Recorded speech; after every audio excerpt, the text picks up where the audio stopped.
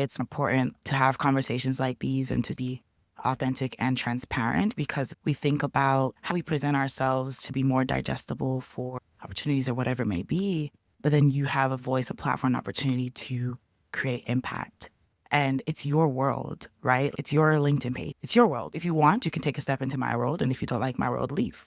Because there are people who need what I can give them. And so I think it's so important sometimes to even take a step back and ask ourselves why we feel like helpful things for our community might make others feel uncomfortable and kind of unpack that within ourselves and then position ourselves from there, even position conversations from there to where we can be able to educate more people if the opportunity comes. And you may be surprised. Sometimes it may feel like no one is watching and the right people might be watching and just not saying anything.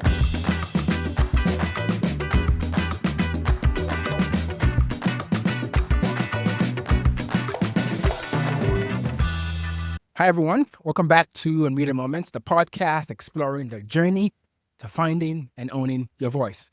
I'm your host, Ahis, and today I want to start with a powerful proverb. It says, don't set yourself on fire to keep others warm. I think it captures the heart of today's conversation. So many of us, especially first-gen professionals and immigrants, we're taught to be agreeable. Put your head down. Don't rock the boat. But over time, I think this strategy becomes very exhausting. It limits how far we can go in our professional career. It can cost you joy, our voice, and often even our own sense of self. So my guest today is Annoh. Her background spans financial services, digital media, and nonprofit leadership. She's the founder of Unfading Beauties, an organization dedicated to empowering young women, and the co-founder of the Leaving Legacy Hub, which provides consulting services to help small entrepreneurs grow. In this episode, we talk about authenticity, politeness, and the power of showing up as your true self, not the version that other people may prefer. Mama, welcome to the show. Thank you very much for having me, Ahis. I'm happy to be here. I understand your parents are from Ghana and Nigeria. Can you tell us about that experience growing up and your early understanding of politeness, respect, and how that impacted your voice? Okay, so I'll start a bit with how it was growing up. I like to always say that I have the best of both worlds when it comes to being West African and being from two African giants. My parents did raise us, even though most of my life we lived in the States, they did raise us as if we were back home. So everything that is usually ingrained in most of us African children about respect, about kindness, about values was ingrained in us, sometimes forcibly. But I'm extremely grateful that it awarded me an opportunity to grow up with a lot of different point of views. And so applying that to today, I'm able to take myself out of situations sometimes whenever I need to make a decision or make a judgment on something. I can easily put myself in the shoes of the other people, especially when it comes to working with clients, which I've done as an entrepreneur and corporately. I have to be able to step in their shoes and understand their frustrations so that when I speak to them concerning it and offer solutions, I can do it in a way that helps them to feel understood and heard, I think, which is most important. And especially with nonprofit work, of course, empowering young ladies, it's important for them to also feel heard as well. I like you mentioned this concept of feeling understood and making people feel like they're heard and understood. And for me now, like having two little kids, it's something I think about. And from the African perspective, like, you know, your mom or your dad, whatever they say, that goes, right? Like whatever they say, that's like the law. And so it's this balance of like trying to understand, okay, the thing I say might be, you know, it may not be what the 2-year-old or the 6-month-old want, but like, how do I try to understand them? But at the same time, like, hey, I want to raise people who are going to be responsible people, right? For me, I'll tell you, so my greatest fear is that one day I'm going to have a 13-year-old. We're going to be in a restaurant and I'm going to say, put your phone down or do something. And this kid is going to flip out and yell at me in public. That's my greatest fear. I do not want to raise a kid that we're going to get to that point and that's going to ever happen. So for me, it's to make them understand that you listen to your parents, what they say, you do what they say. But at the same time, though, that doesn't give a lot of room for like understanding their perspective. So like for you, how did you navigate sort of that growing up? Not just your parents, even like sometimes you go, whether it's a church or something, and you have those uncles and aunties who feel like they can tell you what to do, and your voice or whatever perspective you have may not matter. How sort of did you navigate all of that stuff growing up? Yeah, I think that's a very important question because I think sometimes people are kind of surprised about how I was able to effectively communicate with adults from an earlier age. I think something I had to realize early on is I like to feel heard. And I realized that how I say it is more important than what I'm actually saying to them. To them, it's more important how I say it than what I'm saying. And so I realized if I want to be heard, I have to learn how to say it. My mother is a serial entrepreneur, so she had two tropical grocery stores in the metro Atlanta area that I was almost forced to work at all my summers since I was very young. So I'd be 13 years old helping her run these stores and being left to take care, calculating inventory and everything else. I had to communicate effectively to make sure our businesses were running smoothly from whatever standpoint I have. That kind of responsibility was put on me. And so I think it was more of, and in the beginning, it was more of a means to an end. I want to feel heard, and I get in trouble when I say it this way. So let me think of different ways to say it so that I don't get in trouble. That helped as growing into an adult and being raised in spaces that didn't necessarily favor me and my background and what I understood about people, about culture, and things like that. So I had to learn how to communicate in a way that is easily digestible for every type of people that I interact with. So yeah, that's it's more of a means to an end, so I can get fewer African style disciplines. That's a very wise framework that you had to focus on the how and not so much the what. A lot of times, I don't know if I spend as much time thinking about the how. The first sort of intuition is to think about the what you want to say, and maybe the how is like a second priority. So thank you for sharing that piece of wisdom.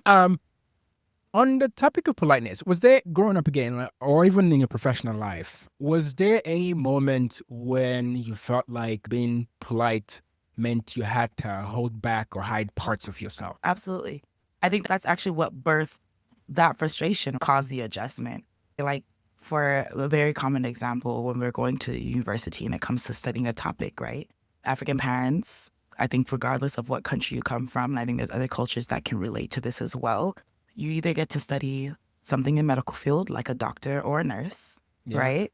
Or you get to be a lawyer or engineer. It doesn't matter as long as there's engineer on your name.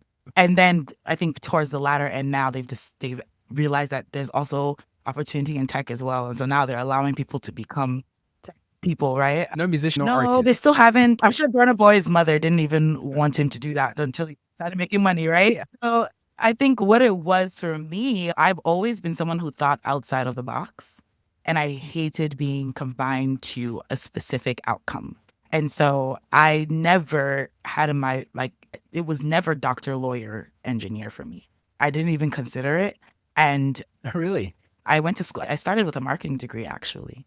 But everybody Okay. kept telling me marketing is not going to make you money. Da, da, da. And funny enough, marketing is actually the biggest thing that I'm pushing now, and branding, of course, with businesses and even in the entertainment space as well.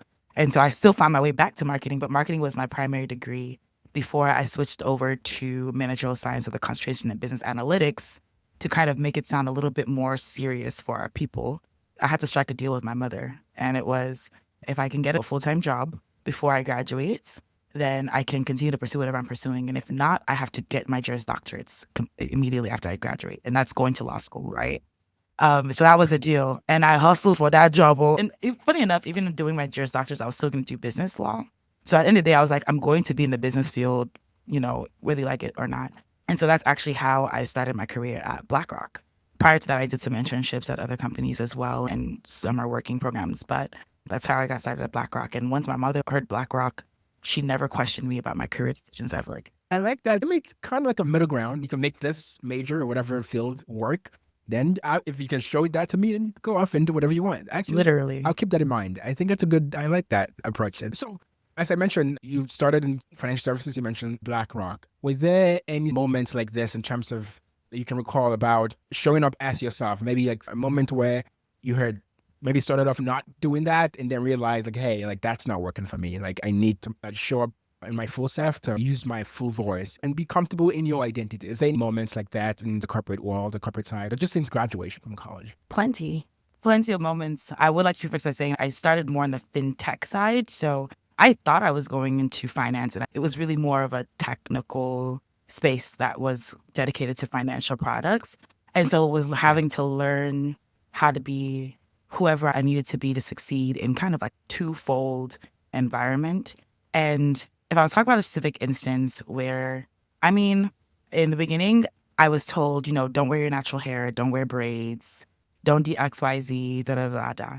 Funny enough, I did my in-person interview in New York City in blonde braids, only because I did not have the time to take out my hair by the time they contacted me. And I was like, it's either braids or an afro.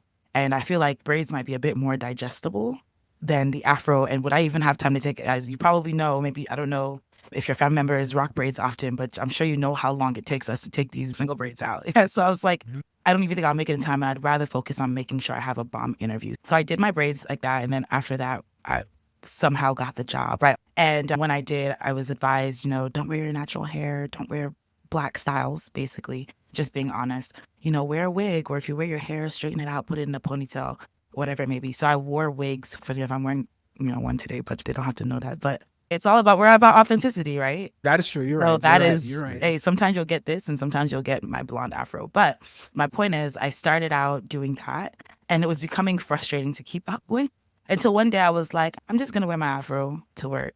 And I didn't think it was going to be a big deal. At this point, I'd been working on that team for at least a year.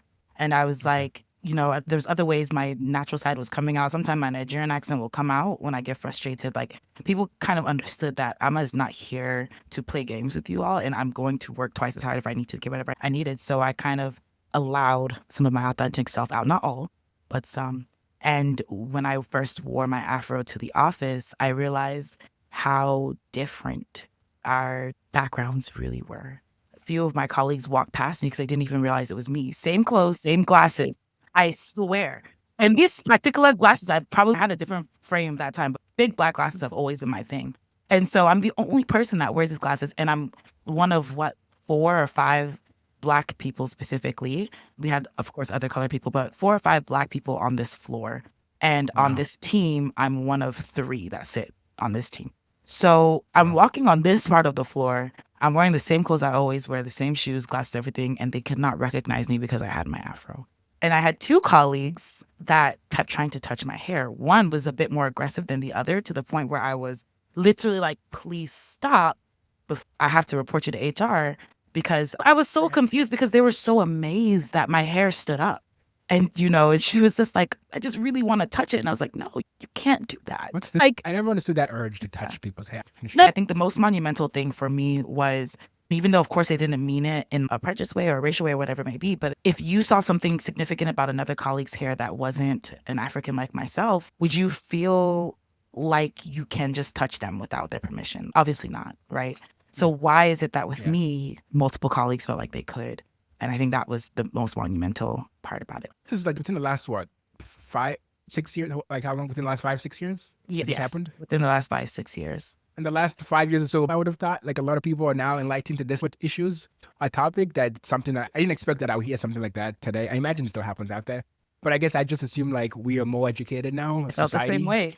to people now to not do Yeah. these things. Maybe like, I don't know, middle schoolers, maybe. I could kind of Right. see that. Like, all right, they don't know any better, but like professional people in the professional world, I would not have expected it. So how did you process? Did that sort of change anything about your approach of how you show up or just how you carry yourself and in that team afterwards? Absolutely, because I realized that these people you need to see more. Mm. Like that I amplified and not in a dramatic Wow. way, right? But it was, a lot of times if there was something that was kind of funny that would go on, I would just, hey, let me mind my business, put my head down, whatever. But, if there was an approach towards or about me, I would speak up more often. If people would make comments I wasn't comfortable with, I would say it. I started being a bit more vocal, again, in digestible pieces, because I still value my job. Yeah, that's I would, important. yeah. And when they ask me questions, what did you do over the weekend? I went to an African restaurant and I ate fufu and egusi soup. What is that? The picture. Wow, that looks amazing. I'll bring some for you one day. Probably not, but I spoke more about Yeah. aspects of myself that I usually wouldn't share so that they understand that I am different and that's okay. Because I think if I'm the first person that you're having these more often interactions with that look like me, then hopefully I can give you a good impression so that when you meet other people like me, you won't be hesitant to interact with them. So I felt like me being more authentic was more important than in the past. I absolutely love this approach because there's 2 ways you can go. One is, but all right, I don't want to deal with this again. So let me just like, turn that off. That's one approach. Or the other approach is like, let me actually show more of myself. Let me teach these people. So to help them too, to get comfortable. So I absolutely love that you took this other option of let me show them, let me help them, let me teach them. I post a lot on LinkedIn And before, like sometimes there's certain things that I want to talk about, but it's very specific to like the immigrant journey or immigrants and stuff. And then like I don't want to bother other people because I have people who follow me who are not immigrants, and so I have to not share that part because I'm like I don't want to like talk about this issue that may not be their issue. But then that was making me hide certain things that I genuinely want to talk about or certain things that I genuinely want to share. So I got to the point where I also sort of had that type of realization, like, you know what? Maybe they don't know about it, but maybe I have the chance to show them about that part Right. of me. Or maybe I have the chance to educate them, like, you know, for international students, like the H-1B visa or F1 or whatever, all the stuff that they have to go through. Not the average person on the street understands all that stuff. Maybe 80% of my audience may not even know what that means. So why do I want to bother them about that? But I do think maybe it'd be helpful if they also understood. So they have somebody in their team who's going through this. Hopefully, they're in a better position to understand and to empathize with that person. So I started doing that more often too, instead of diminishing, but to amplify. And that's part of the goal of this podcast, to help people, listeners, get comfortable. Like whatever experience that you have, it's unique. And it helps people to share your voice, share your stories, share your experiences, your life experiences. It helps people. Because for me, it's this idea of like, I don't want to bother somebody. I don't want to get in their way. I don't want to bother them with my little issue. But I think there's a lot of power in amplifying and sharing those stories. You're about to go on to the next question. I just wanted to quickly speak to that because I understand where that comes from. And I think that's why it's more important to have conversations like these and to be authentic and transparent, because we think about how we present ourselves to be more digestible for opportunities or whatever it may be. But then you have a voice, a platform, an opportunity to create impact. And it's your world, right? It's your LinkedIn page. It's your world. If you want, you can take a step into my world. And if you don't like my world, leave. Because there are people who need what I can give them. And so I think it's so important sometimes to even take a step back and ask ourselves why we feel like helpful things for our community might make others feel uncomfortable, and kind of unpack that within ourselves and then position ourselves from there, even position conversations from there to where we can be able to educate more people if the opportunity comes. And you may be surprised. Sometimes it may feel like no one is watching and the right people might be watching and just not saying anything. I had a week where I did a series about the immigrant journey. And in my mind, it was going to appeal to some people who are immigrants or of immigrant backgrounds. But I did get very nice notes and responses from people who been here for generations, who are not immigrants. And I'm like, wow, I would not have ever imagined that this would resonate with you. But I got comments from people who were raised in the middle of Minnesota or from a rural area going to New York. And so this whole topic about finding your voice also appeals to them. So I'm like, wow, I would not have known this about that person if I didn't share my experience about the immigrant journey. But now I'm learning about all these different parts of different people that I wouldn't have known about if I just like, you know what? So that's definitely been very enlightening. I always think about it. This is me. I hope you like it. But at least you get to know who I am and what you're dealing with. So that's just how it is. So in terms of like the American culture, part of why sometimes people don't speak or share their voices or share their truths is you don't want to be rude. So sometimes like you hold yourself back because you're trying to be polite. If you push back and say, hey, don't touch my hair, or don't do this, don't do that, the concern might be that might come off as rude.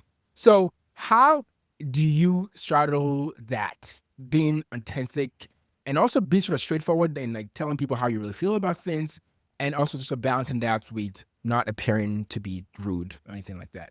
Yeah, I think I'll kind of take this in two parts. I would say first, it's interesting how sometimes we can be worried about being rude to people who are being rude to us, right? Oh, I like that. You're trying to pet me like an animal, right?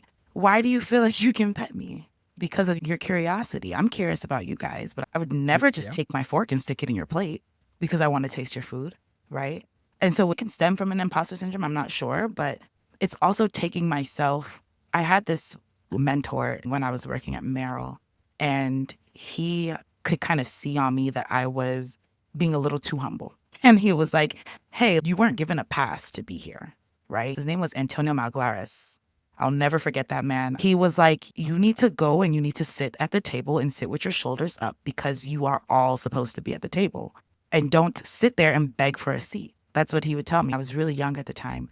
And so it's now when we fast forward to these cases, it's like realizing that, hey, you're not in a more privileged position than I am. Yes, life might award you more privileges because of certain social constructs and things like that. But right now we're working the same job and hopefully making the same salary in the same city. Hopefully, right? Because we all know, but we're putting in the same amount of hours if I'm not putting in more.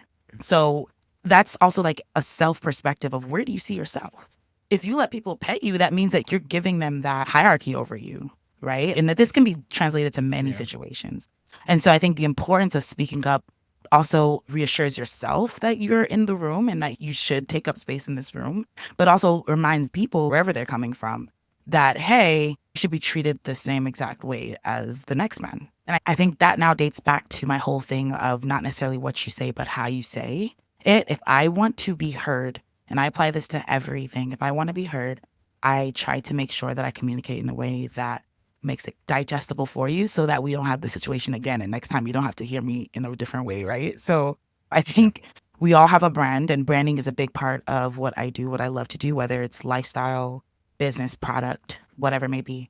I want my brand to be whether I'm giving you good feedback or something positive, or whether we're having a great conversation or whether we're doing something constructive.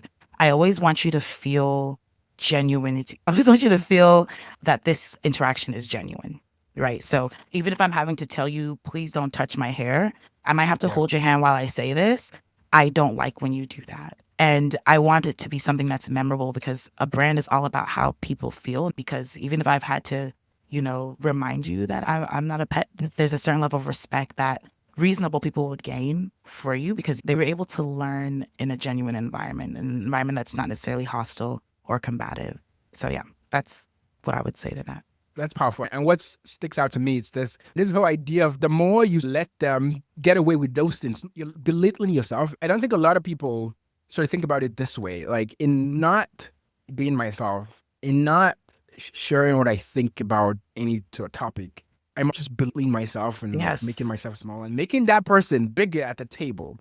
And also making them feel And bigger subconsciously. make it, but how about your own feelings? Like, Right. how about how you feel? How about their rudeness and how that's what impacts you? Suppose you think about how what you might say might impact them. As I mentioned at the top in the intro, one of your organizations is to help women.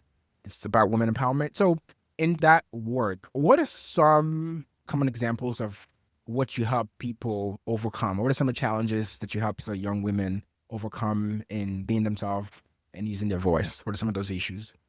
So Unfading Beauties Incorporated, we are a nonprofit organization that caters primarily to ladies ages 13 to 22, adolescent years. The reason we focus on those numbers particularly is because those are their first time experiencing things like depression, and also like we forget that young people can make lifelong decisions, right? And maybe by accident or on purpose, depending on what type of environment they grew up in. Unfading Beauty is very near and dear to my heart. Some things that I think when it comes to speaking specifically to things that we've helped young ladies overcome, I would be able to speak to it more in terms of the type of themes and events that we have.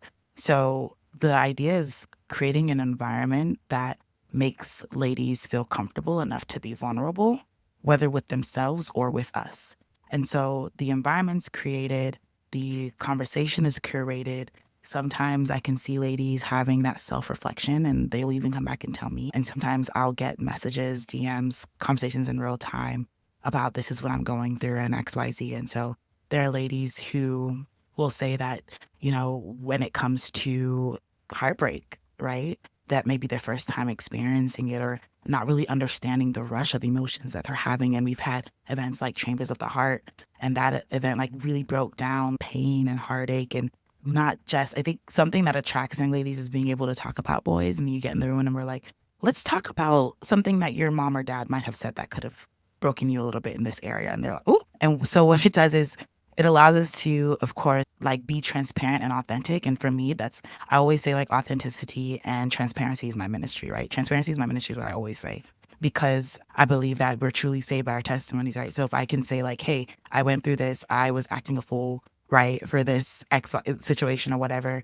and this is where the root of it was, and this is how I survived it, and this is what helped me, like, I think that speaks to young ladies more than anything. And so we're really big on impact. And so things like that, we've had conversations about heartbreak, we've had conversations about trust. We've brought in a therapist to talk to ladies about mental health, not necessarily not giving them a therapy session, right? Not to cross boundaries, but to just understand that mental health is important. And here are some ways we can go about executing that. We brought them journals and things like that. We brought a doctor in to teach young ladies about hygiene, how to take care of our bodies. Not every young lady's afforded the opportunity to have an adult female in their life that actually knows how to take care of their bodies, that can teach them. And be surprised the kind of questions that they were asking, like things that you would think everybody knew. And no, so I think the beauty is that these ladies feel comfortable enough to ask questions about things that the next man might think is something that everybody should know, right? And there's no shame in the environment. And so our biggest goal is being able to do that more, more often in different environments that will have us. We've also taught ladies things, right? We've brought candle making company that came and taught them how to make candles. We've brought in an artist that came and taught them how to paint. So we were thinking about events that teach them about STEM opportunities, how to do things in college so that you can do better. We want to have scholarships one day. We want companies to come in and teach our ladies about coding. Anything that's going to change the trajectory of a young woman who may be headed in a negative direction because life limited their viewpoint on the possibilities for them. We want to open up their eyes and make sure that they know that because you're so young, you think the world is so small. We want to open up their eyes to show them that the world is a lot bigger. There are women who will give you comfort to have good and vulnerable environments. There are companies that will care enough to teach you about important things so that you can have a good career. There are organizations that will give you scholarships to have an education. Like, we want to open that world up for them the best we can. So Thank you for sharing it. A very powerful mission that you have. So how can people, like someone who's listening now, who's interested in learning more about what you do or want to maybe help, how would they get in touch or how would they learn more about this? absolutely. The first thing is just to reach out. I mean, right now, I would say two of our largest needs, of course, funding, as inflation has affected all of us. And it's just making it more difficult to continue to do the things that we do when we're limited with funds. So funding is always something that we're taking. We are a 501c3 organization, so our gifts are tax deductible, things like that. And then number two is helping hands. So people who have talents and skill sets and they want to apply it towards an organization like this, you don't have to be a woman. If you build websites, if you are great with social media strategy, if you're great with social media content, if you're great with grants writing, like these are, you want to do public relations, you want to talk with the community and create opportunities for either us to come out and talk to your young ladies, you know, or for somebody to come out and talk to ours, or both, right? Blended opportunity. And then number three is corporate partnerships. We know that a lot of corporate companies have the resources and desire to pour into the community. I mean, even outside of Unfading Beauties, I'm very involved in my various communities. There are so many young people that would benefit from having these opportunities, like I'd mentioned earlier, coding boot camps or learning about literally anything, product marketing, product management, right? I want young people, kind of like myself, when they go into school to have that open mind of like, there's so many possibilities. Those are a few ways, and they can reach out to me on LinkedIn at Annoh. They can email me at ama.annoh@gmail.com. They can DM me on any of my platforms. I will always be ready to talk about how we can help young people in our community. So if there's any listeners out there who your purpose, your mission aligns with, I hope they reach out. I'm going to add your LinkedIn and some contact info in the show notes so they can get in touch. I'm really hopeful. Maybe we can get some help your Thank way. you. So just a few more questions. We talk about voice a lot on this show, and you talk about branding, and that's important to you. So as you think about showing up today in a world where like social media is very important, it's a big part of our world, whether you participate or not. So how do you think about showing up authentically across the different, whether it's Instagram or Twitter, whatever the platform is? Like, one, how do you decide which one to spend more time on? And two, like how do you decide how much to share on each of those type of platforms? Yeah, so I will say social media isn't my coco, but it is a means to an end. My coco is more like visual brand storytelling, things like that. But I will say this, Yeah. I always will recommend trying out as many as you can. And then wherever you get more feedback from, I would push that. And something that I'm a very data-based type of person. So whatever KPIs, I know that sounds really official for something like social media, but like you said, social media is like making people rich now. So start treating it like a business that it is if you want it to bring you those opportunities.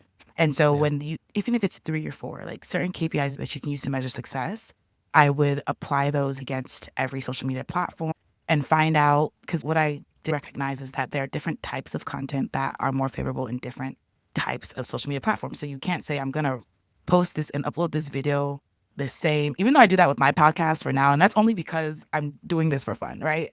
I even still adjust for the different platforms. I can't say I'm going to post the same video the same way on TikTok, on Instagram. Like, the users who interact more with Instagram, more with TikTok, and more with YouTube are actually three different types of users.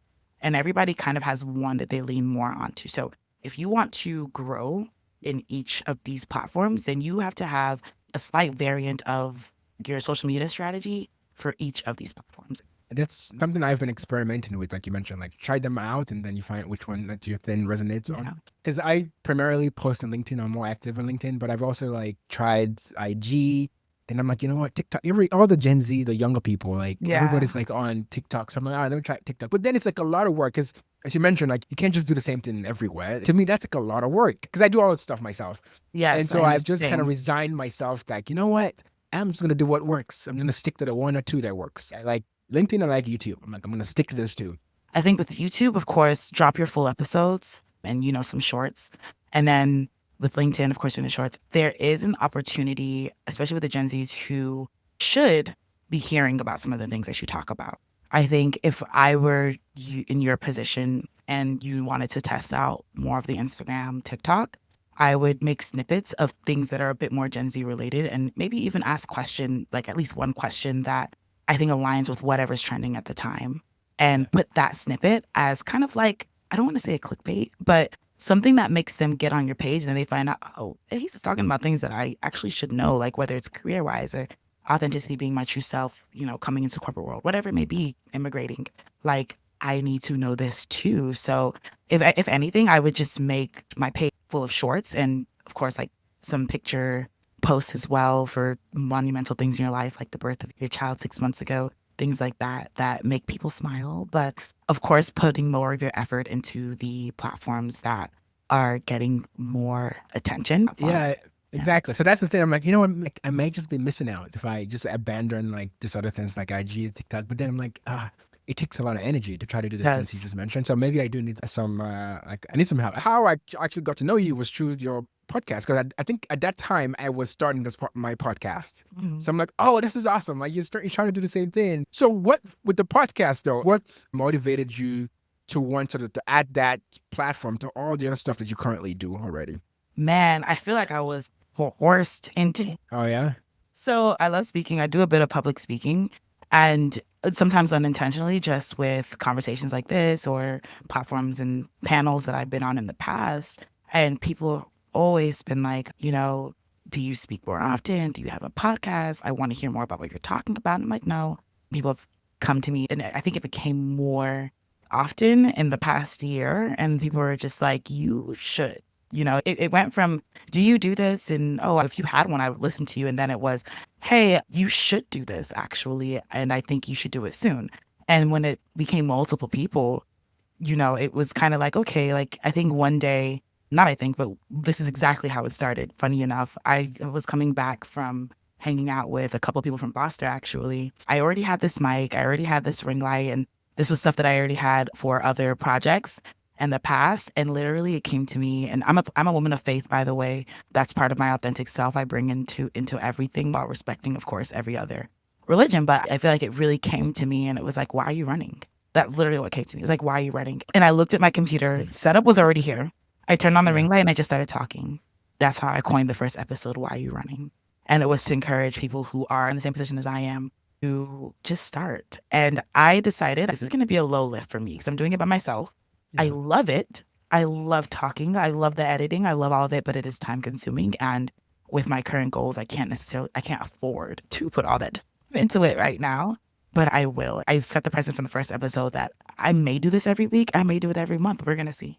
But subscribe and find out. That was the only way I could do it, was if I reduced the pressure off of myself that I would usually put on anything I'm starting, because I'm a perfectionist. I created the brand everything in one night. I Oh, did all the snippets and all that. I was up till like 6 a.m. in the morning because I was when I get excited about things, I lock in until I get to a good stopping point. So yeah, that's really how I started it. People just kept seeing something in me that I guess I was denying in myself, and just started. And I love it. I love it so far.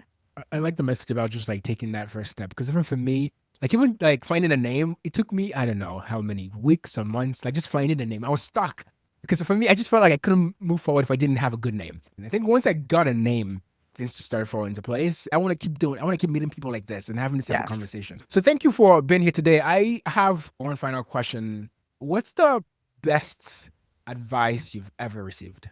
Oh, do everything you can to be a doer and not a talker. I received that advice when I was much younger from somebody who was supposed to be a mentor to me, but wasn't really talking much to me at all. And I'd asked her that one question as well. The one time I got to have a conversation with her. And she was like, be a doer. Don't be a talker, because talkers don't go anywhere, but doers, they get things done. And something that I also remind myself of is I don't talk about what I'm not ready to do. So if you hear me talking about it, I've either already activated it or I'm literally just about to. And that's something that I value in myself and in the people around me. So yes, be a talker, not a doer. Awesome. Sorry, be a doer. Yes, be a doer, not a talker. Yes, Be a doer, not a very, talker. very important lesson. So thank you. So thank you for being here today. Thank you for sharing your story and being very open with your journey. So everyone listening, thank you for spending time with us today. And if you enjoyed the show, please don't forget to rate it a 5-star on Spotify, Apple Podcasts, or wherever you get your podcast. It really helps other people to discover the show. Thanks again for joining. I am Mahis. Until next time, stay unmuted.